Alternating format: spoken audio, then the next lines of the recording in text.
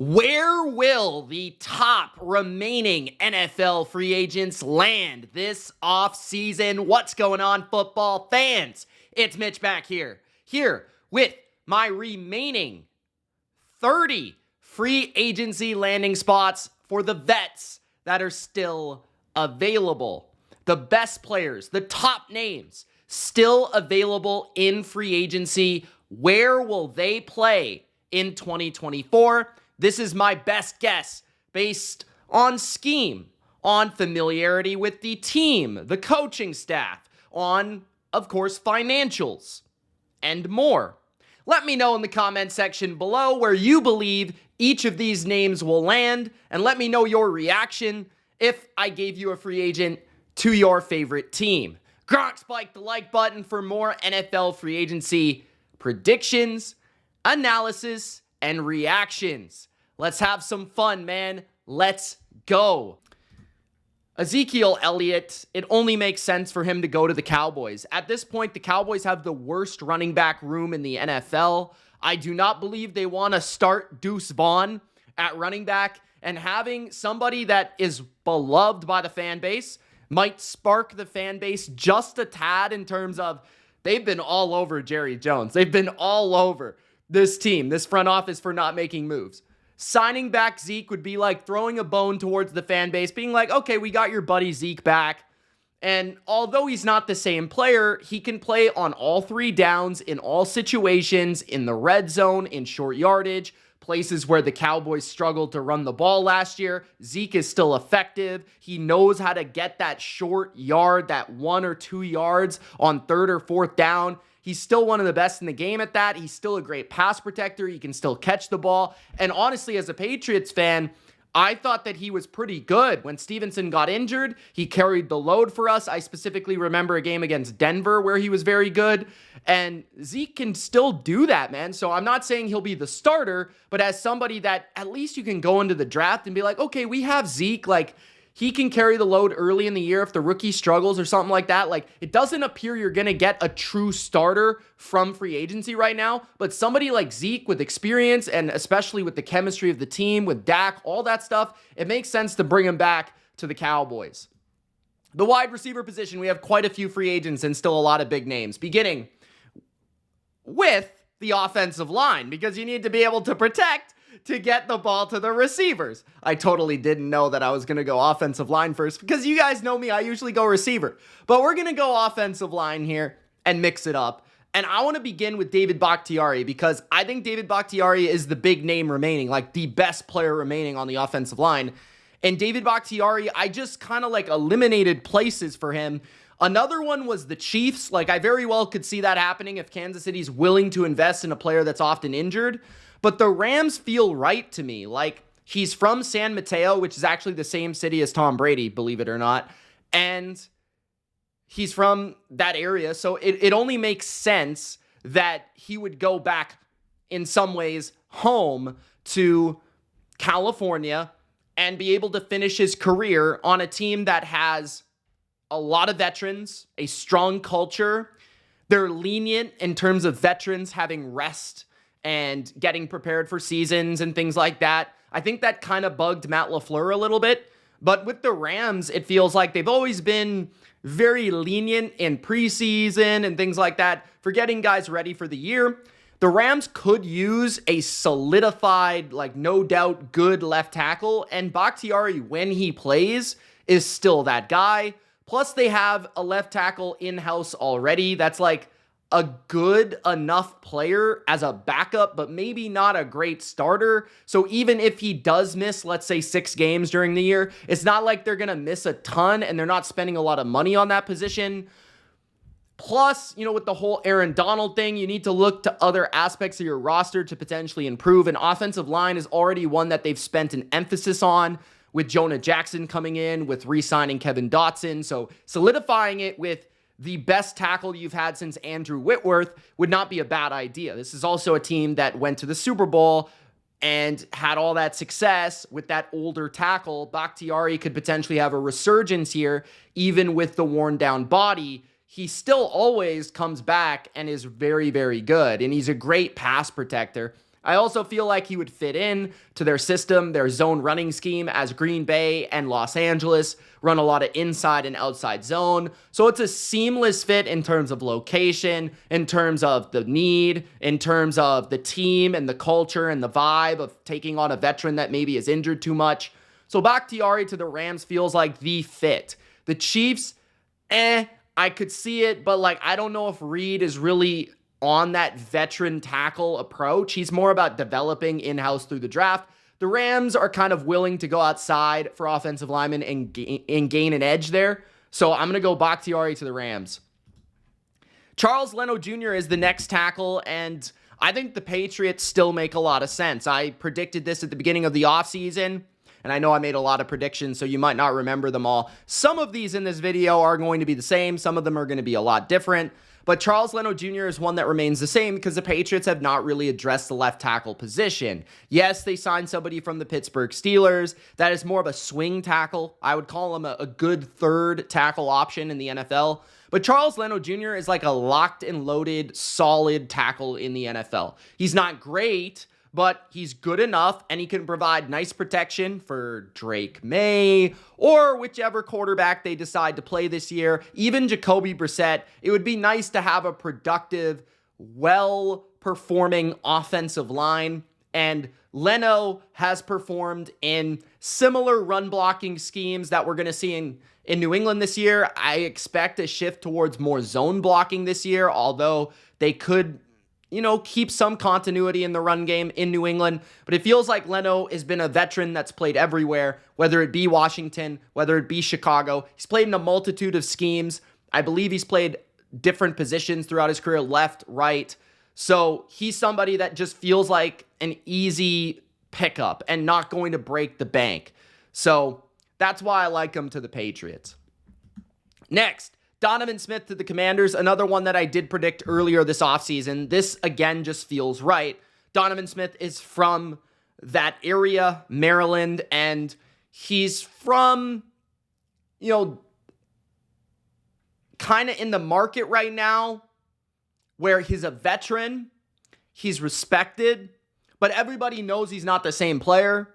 He was the left tackle on the Super Bowl team, and yet people don't think he's great. So like a place like the Commanders, where they definitely need to upgrade the offensive line, they definitely need a left tackle, and they will have a young quarterback, it is kind of important to have established pass protection in front. They've already signed Nick Allegretti from the Chiefs, so why not take another look at a Chief lineman? You would have, I think, 3 now starting on the line if you go with Smith, Allegretti, and Wiley, I believe, is the right tackle. So, there seems to be some sort of thing for them when it comes to Kansas City linemen. He's from that area. It would be going home for him, and it would give them a solid veteran left tackle. Although he's not the same player, he could still fill in as a starter for the short term for the Washington Commanders, a team that is retooling and rebuilding, and obviously would not cost a lot. Next up, we've got the Seattle Seahawks signing our first guard of the video, Dalton Risner. Now, this one, I was between Seattle and Tampa Bay. I initially predicted Tampa Bay to sign Dalton Risner, but I'm going to shift my perspective here, and I do think Tampa Bay's still on the table because they need a left guard, in my opinion, and I like his fit in terms of the Vikings, Kevin O'Connell, and then to Tampa Bay with a Rams former offensive coordinator now being their offensive coordinator, right? So there's some things that you like about Risner going to Tampa. But with Seattle, they just clearly need offensive guards, and Risner's probably the best one on the market right now, and it would only make sense for him to go to Seattle, a team that I feel like if they can solidify that interior offensive line, they can be a team that potentially makes the playoffs. Like, I think they're going to be a wild card contender. I like what they've done so far in terms of some of their pickups defensively, but that offensive line is really, really hurting right now. So solidifying it or helping it with Dalton Risner, a conservative option, a high floor option, somebody that pretty much everywhere he's gone, whether it be Denver or Minnesota, he's been good. Like, never great, never Pro Bowl type of player, but always really solid. and continues to play at that level, especially in zone schemes. So I think Risner would be a good fit in Seattle. Next up, guard Laken Tomlinson. I have signing with the Baltimore Ravens. First, I believe the Ravens have moved on from some of the guard talents on their team recently because they're shifting towards more zone blocking concepts under Todd Monken in comparison to Greg Roman over the past couple of years, where they've made that dramatic shift in scheme, more pass blocking oriented as well. Laken Tomlinson makes sense if they are going to go with more outside and inside zone, partnering up with Derrick Henry for these next couple of years. The Ravens are really good at taking veteran guards who have had a high level of play, maybe have dipped a little bit, like Kevin Zeitler, and then been able to turn them back around into really good players because maybe they've had some pretty bad coaching elsewhere, or they've just not been a great fit for the alternate team that they've been a part of. Baltimore's really good at getting the most out of value guard play, and Tomlinson could be that type of player for them. I also considered Miami, but Isaiah Wynn is the left guard right now. Maybe he moves to right and Tomlinson slots in at left, but he has only really played left, I believe, Tomlinson, in his career. So it would be a dramatic shift for him to move to the right side, but McDaniel, being that he was in San Francisco with Tomlinson, would make sense there. But I decided to go with the Ravens because they love veteran guards and they have a track record of turning these guys back into the players that they once were. Next up, we've got Andrus Peat. And I like the Titans here. He did visit with the Titans, so this is semi-cheating. But I do like it because the Titans have some sort of affinity for offensive linemen that can play guard and tackle. They're natural guards, but they also can play tackle. And Andrus Peat showed last year that he could play over 700 snaps as one of the Saints tackles. So he's a solid tackle. I think he's a better guard. He was a 3-time All-Pro, or not All-Pro, but Pro Bowler in a row, I believe, with the Saints, and maybe a little overrated during his peak, but a good power lineman that I think fits in a lot of different teams on a lot of different schemes and can give them some versatility for an offensive line that is extremely, let's say, bare. They need help. They need talent. And by not breaking the bank on Peat, you get a player that used to be really good, that still can be pretty good, and can give you versatility at different spots, which is essential for a team that needs a couple different linemen on a couple different positions. So Andrus Peat to the Titans. I like it. Cody Whitehair to the Cowboys. Obviously, giving the Cowboys anybody at this point is a bold projection, but they do need versatility on the interior of their offensive line. And even if Cody Whitehair won't be the starter at center or guard, it at least gives them a floor option, a veteran option who has been a productive, good player for Chicago for a number of years at center or guard. And again, like, they're probably going to have to start someone they don't want to start on that offensive line. And having a guy that has starting NFL experience at center and guard is something that is invaluable. It's something that is extremely overlooked, I feel like. I love linemen that are able to play multiple positions at a decent level, and Whitehair has kind of bottomed out in recent years, but the Cowboys are known for, like, having these players that just play their best in Dallas on that offensive line, and Whitehair could definitely get back to being really good once again in Dallas. So I think this is a solid veteran approach for the Cowboys if they want to add a veteran option on the interior offensive line, where they've kind of taken a hit right now because Tyler Smith has moved to left tackle. Wide receiver. Now we're on to wide receiver. Odell Beckham Jr. is going to sign with the LA Chargers. Now, I know that he's meeting with the Miami Dolphins. Personally, I don't really get that one, but the Los Angeles Chargers make a lot of sense to me, not because they're a direct contender like Baltimore last year, but because Odell loves LA, Odell loves big markets. I even heard he might be dating Kim Kardashian, so that also would kind of work. I don't know. What do you guys think? But the Los Angeles Chargers need a receiver, and Justin Herbert is very appealing for a receiver like Odell. And if Odell does want to play more, then LA would be a good spot to go. I mean, they don't exactly have a number one receiver there. They don't exactly have a go-to guy. And for LA, you already know that Odell has a great attitude and he's great for your culture because your brother coached him last year, Jim. So you already know what he can do for your team. And in building culture, a veteran that is established, well-known, popular, players love him, would be great for the Chargers in this era to build up to that team that they ultimately want to be. Odell could actually find himself being there for multiple years, in my opinion, and finding a home with the Chargers.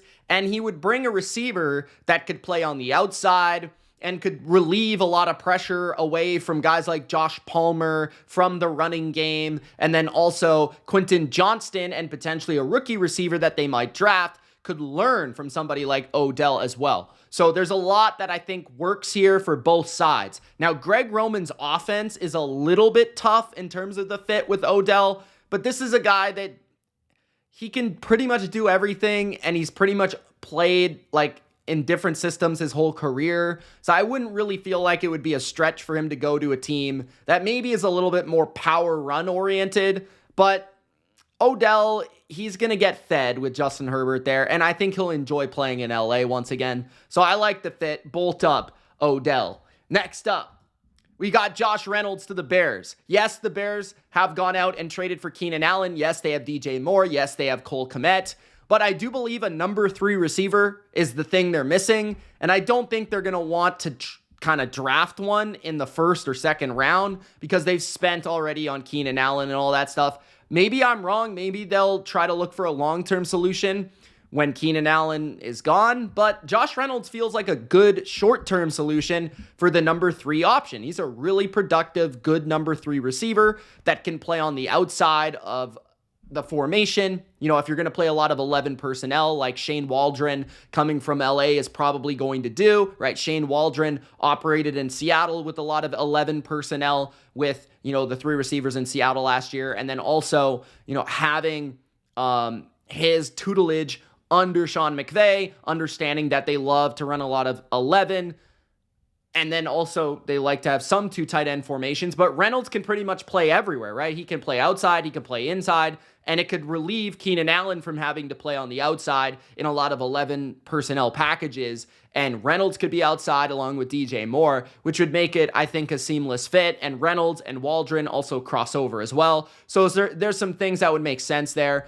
This one was difficult, but I do believe that Reynolds is a best fit for a number 3 role in an offense as a receiver, and that is where he's always thrived. So I think that Chicago would make a lot of sense. Michael Thomas to the Cincinnati Bengals.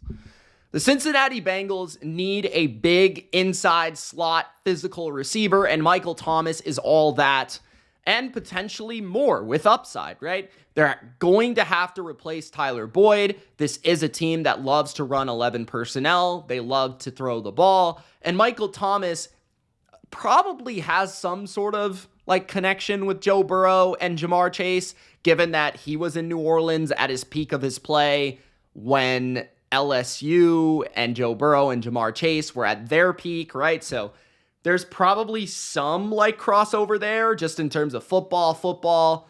Who knows? But I'm throwing that out there, as well as the fact that Michael Thomas played for Ohio State, Cincinnati in Ohio. Didn't know if you knew that. So that makes sense. And then like the role that he would play would be a number 3 at best as a receiving option, which is probably what you want. You probably want to put him on a team where you don't have to rely on him to be in the lineup every game. Okay, Cincinnati makes sense. And he can pretty much do what Tyler Boyd did. He's not the fastest in the world, but he runs good routes. He can work the middle of the field. He can, be able to be a physical target that can win one-on-one on the inside of the formation for Joe Burrow. And Burrow's really accurate, a lot like Drew Brees. And he can put the ball in spots where Thomas can make a play with his strong hands. So I really like this fit for Michael Thomas the most. Next, Michael Gallup to the Ravens. Now, they just worked out Michael Gallup. This makes sense to me because they have to replace Odell. I think Gallup's going to be cheaper than Odell. And I also believe that Gallup is kind of what they're looking for. A guy that can run, on the outside of the formation, play as the X receiver, maybe the Z receiver, but that's kind of like Zay Flowers' role in the offense. So more of the X option, which is what Odell largely became last year. And Rashad Bateman can also play that role as well. But I think they would like versatility for Zay Flowers to be able to align wherever they want. I think they do want to have depth at the wide receiver position, and they don't really want to spend a ton of money on the position. So it feels like Gallup would be the guy. They also don't have a lot of cap space, to be fair. So just a guy that can run those classic outside routes, right? The comeback, the out, the curl, the fade, the deep dig route, right? This is something that he can do, and this is something he always did in Dallas pretty effectively. Didn't look good to me last year, but I do feel like he still has upside. Maybe it's just an injury thing. Maybe it's like he's going to get a little faster, a little bit more explosive now that he's post-injury a little bit longer. And who knows? Maybe just a change of scenery, maybe playing less snaps, maybe just playing in a rotation with 3 other guys in Baltimore would do him good. And he does bring a different skill set to the table, being a bit bigger and having a little bit more size than what the Ravens really have on their receiving core. So Michael Gallup to the Ravens. Next, Hunter Renfrow to the Miami Dolphins. This one is fan fiction, just because, having Hunter Renfrow on an offense in the slot with Tyreek on one side, Jalen Waddle on the other, having that short, quick route runner that can work the short and intermediate levels, the option routes, right? Finding the soft spots in the zone coverage for Tua, running those RPO concepts, and then working with Wes Welker, right? The king of the slot position. It really fits and makes sense. They also already have Braxton Berrios, but I think Berrios is more of a number 4, more of a special teamer. Renfrow is more of a proper receiver who I think could really benefit from being a number 3 at this point in his career. I don't think that he is the guy that had 1,000 yards once upon a time. I think he's maybe diminished a little bit. I think that because his college career was so long and it was very historic, I feel like maybe he diminished a little quicker than we would have thought. He did have problems with securing the ball, but I feel like Mike McDaniel likes these smaller route runner, crafty, quick guys. And I feel like Renfrow would be a good fit for what they're doing in Miami as a solid middle of the field complement to the other receivers with the Dolphins. Instead of going for a guy like Odell, who is a perimeter option and all that, which sounds more like a Tyreek Hill contingency plan than it feels like you're going to be the number 3. But who knows? Next, we got Tyler Boyd signing with the Pittsburgh Steelers. He's from Pittsburgh. He went to Pitt and he grew up in Pittsburgh. He went to high school in Pittsburgh. He knows the division well. And Tyler Boyd could be the option that the Steelers need to work the middle of the field. They have George Pickens, who is exclusively an outside the formation perimeter receiver that runs the deep go route, that runs the slant, that runs, a few routes, the out route, the comeback, all that stuff, and the back shoulders that Russell Wilson's going to throw.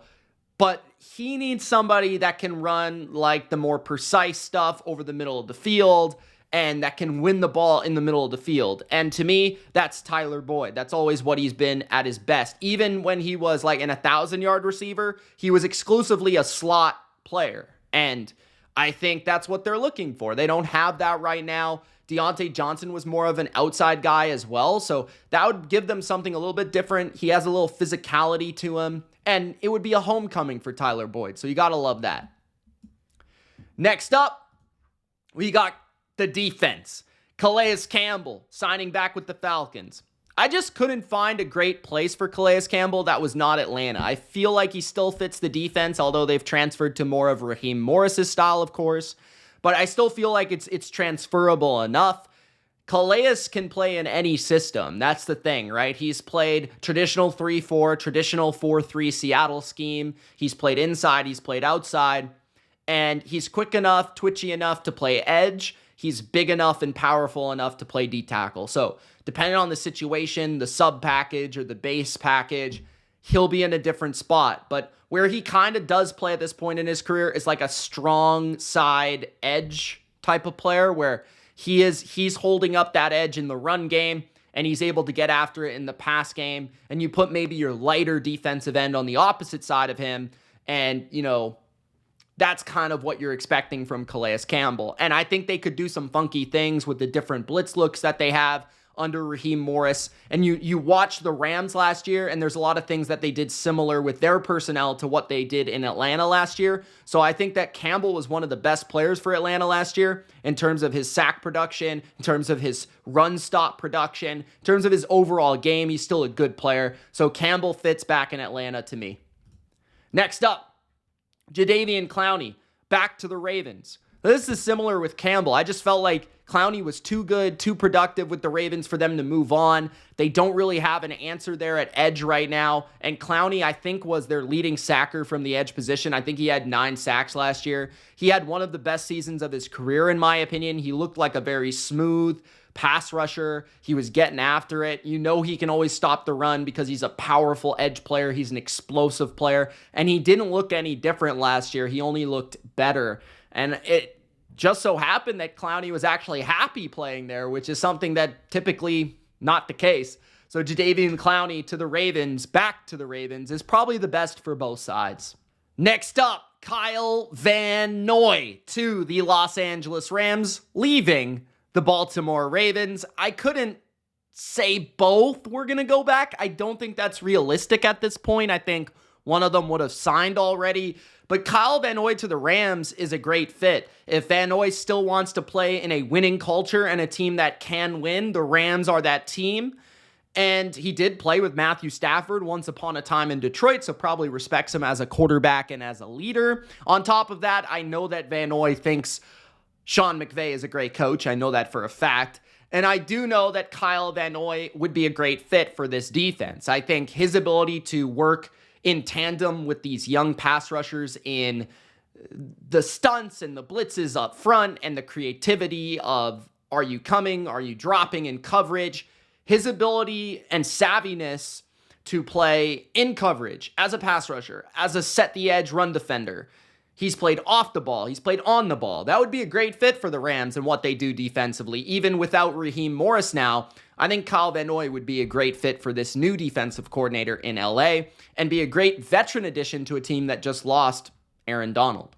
After Kyle Van Noy, we have Mike Danna, former Chief, Super Bowl champ, to the Chicago Bears. Ryan Poles, the general manager of the Bears, of course, worked in Kansas City. He might have some ties. I'm not exactly sure how far their relationship goes, but obviously probably have some recognition of Danna and his style and his play and how he can fit inside Matt Eberflus's defense. And perfectly, I believe it is. I think that he can set the edge. I think he's strong against the run. I think that he can move inside to rush the passer. I think he can do a lot of different things for a defense.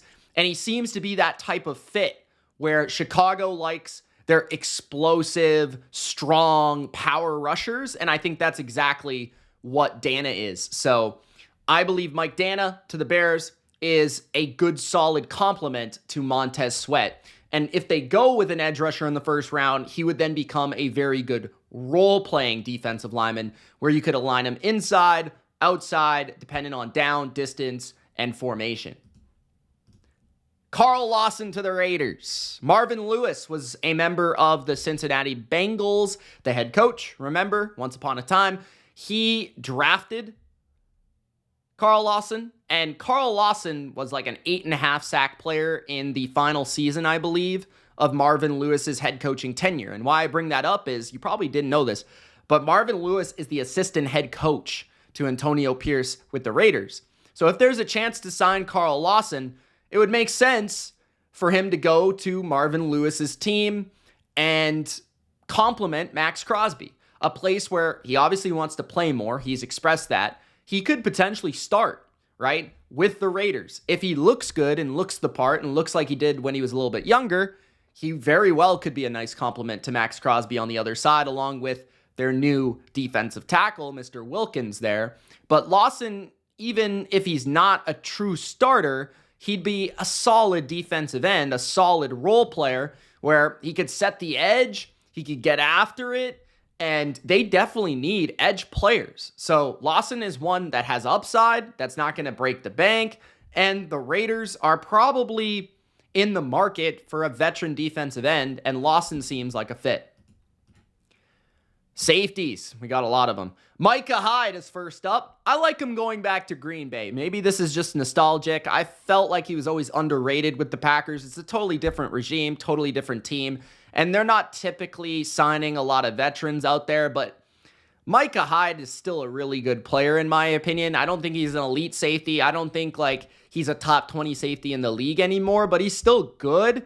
And he is the role that is kind of the opposite of Xavier McKinney. McKinney kind of does everything. He's a run defender. He's a tight end stopper. He's deep. He's in the box. And this can free him up to do a lot of different things if you bring in a true free safety like Micah Hyde, a guy that has experience playing nickel corner as well, but primarily in Buffalo was known for his ability to cover and to have range in the back end of the defense. So having somebody like that, as well as having a veteran who can call the signals, who's able to, be able to kind of communicate at a high level, see a lot of different offensive schemes, different concepts, be able to pick up on that and teach this younger defense, that'd be nice to have on a team that is ascending right now. Like, not everybody on your team has to be 22 years old. Bringing in Micah Hyde would be a nice little fit and a nice little veteran addition for not a lot of money. Next, Quandre Diggs to the Jets. Quandre Diggs and Robert Saleh just feel like a natural fit here. Quandre Diggs is a good, rangy, free safety who can cover a lot of ground and is extremely smart. He's a ball hawk. And in this secondary, I feel like they are missing a ball hawk at the safety position. A guy that can lurk, and because his corner play is so good around him, he's able to pick up on certain tendencies of offenses, jump routes, and just play the ball and be that guy at center field. And because the Jets like to play a lot of center field, whether it be cover 3, cover 1, I think he would be a natural fit there. And yeah, I just think they need an upgrade at safety, and he knows that defense like the back of his hand. And Saleh was initially from Seattle, so there's probably some sort of respect for that true free safety Earl Thomas type of role that Diggs has kind of manned in Seattle the last few years. Next up, Jamal Adams to Tennessee.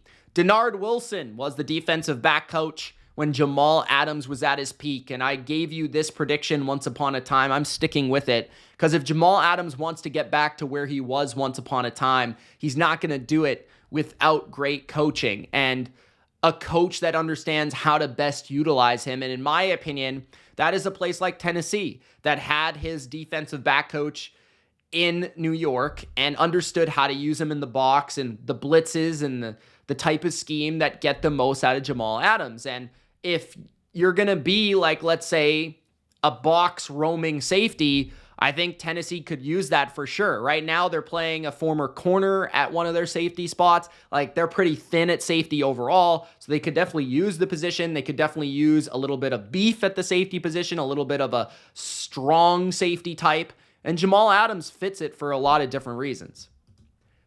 Julian Blackmon to the Buffalo Bills. I know that he's set to meet with the Bills, and a lot of people are going to say, Mitch, they just signed Mike Edwards. I get that, but I highly doubt they're not going to go into this season with 3 veteran safeties. This defense is so safety-oriented, so big on their safeties, and losing Taylor Rapp and probably Micah Hyde, I think, are 2 big blows, and getting Blackmon in there would be a huge dub, in my opinion. He can play strong or free safety, box or deep, and he's a really good tackler. I thought he had one of his best seasons of his career last year, and he's young. So, this is what they're looking for, bringing in a piece that maybe is a little bit undervalued and scooping them up, and it's not hard to sell the Bills to a guy like Blackmon. I mean, the Bills are a competitive, contending team. It's not hard to get a guy a little bit cheaper than maybe he should go for, and a nice little 3 safety rotation of Mike Edwards as the true free safety Taylor Rapp as a hybrid strong safety and Blackman as your mix of both, I think would be a really nice blend of safeties in Buffalo. Next, Marcus May. Back to Todd Bowles in Tampa Bay. Todd Bowles drafted Marcus May. Todd Bowles is a defensive back type of guy. And having Marcus May as his third safety, I think would be awesome, right? Once upon a time, this team had Mike Edwards. This team had Whitehead, who they just got back, and Antoine Winfield. And this would just enable them to do a lot of different things with Winfield, whether it be at the line of scrimmage, or it be deep free safety, or it be nickelback. He can do it all. And then you have Whitehead, who is that strong safety box, like almost third linebacker type player. And then Marcus May is a hybrid, right? He's kind of like Blackman, where he's played deep free safety in his career. He's played strong safety in his career. He is slowing down a little bit, but I always felt like he was best in a roaming free safety role where he was able to come down and make tackles. And that is kind of like the old Mike Edwards role. So I feel like that would be a good signing for the Bucs that I think would be a 1, maybe 2-year deal to reunite with Todd Bowles. Next up, Eddie Jackson to the Philadelphia Eagles. I gave them Justin Simmons in one of my videos, and we'll see where Justin Simmons ends up. But Eddie Jackson is somebody that also has ties to Vic Fangio that I don't think is getting any sort of play in terms of who they could potentially sign. But Eddie Jackson makes sense, right? He was like at his peak under Vic Fangio. He was an interception monster with Vic Fangio, and he's played both free and strong safety, like both box and deep safety. And Simmons is more of simply a deep safety. Like he can do both effectively, but he mostly does it from the one free safety spot.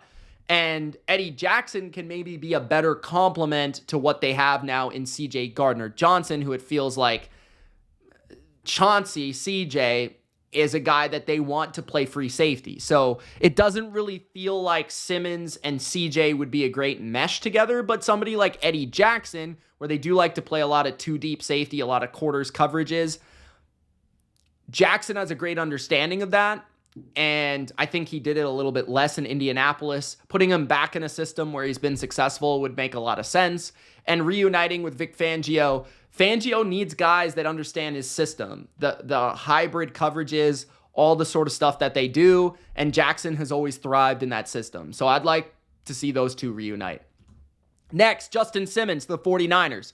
Mike Silver, who's closely tied to the 49ers, believes that they want a safety, and they could be going after a big name like Justin Simmons. Hufanga could potentially be on the trade block, or they could maybe use him as their third safety now that he's coming back from a major injury and they're not sure how he may look. But this team needs an upgrade at safety. You can't be starting Logan Ryan in the Super Bowl. And Justin Simmons is a second-team All-Pro. He's still a top 5 or 6 safety in football, and he is a great rangy safety who is one of the smartest in the game. He's a great ball hawk, and he's a very sure tackler. All things that the Niners could really utilize in the middle of their secondary. Simmons would be a perfect fit for the quarters scheme of the Niners that they typically do run. And Brandon Staley, of course, the ties to Simmons from Denver. Next, Jadeveon Howard to the Texans. He's from Houston. They need a number 2 to Derek Stingley. He's really good at the line of scrimmage. He's big like Tre'davious Ward when D'Amico Ryans had him in San Francisco. And he's going to be perfect for those bigger receivers and matching up with teams, right? So the example I gave on Bleacher Report is, what if you play the Bengals in the divisional round and you got Derek Stingley on Jamar Chase? You're not going to have Jeff Okudah as your number 2 corner covering T. Higgins. You would rather have somebody like Jadeveon Howard, right?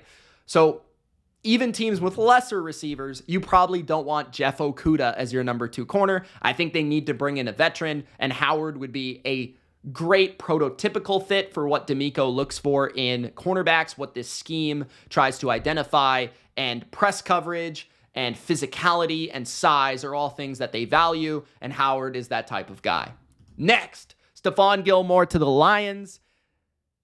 So I've heard some things about the Lions maybe needing a corner now because one of them is on the run. Carlton Davis was a nice trade for them, but another nice pickup would be going after the future Hall of Fame Stephon Gilmore, who can play man, who can play zone, who is one of the smartest corners I have ever watched, and is especially effective in a blitz man scheme where he played in New England And similar to Carlton Davis, they have crossover in terms of their talents. They're really good at the line of scrimmage. They're able to get in the face and press receivers. And they're just, really, really good at playing the ball.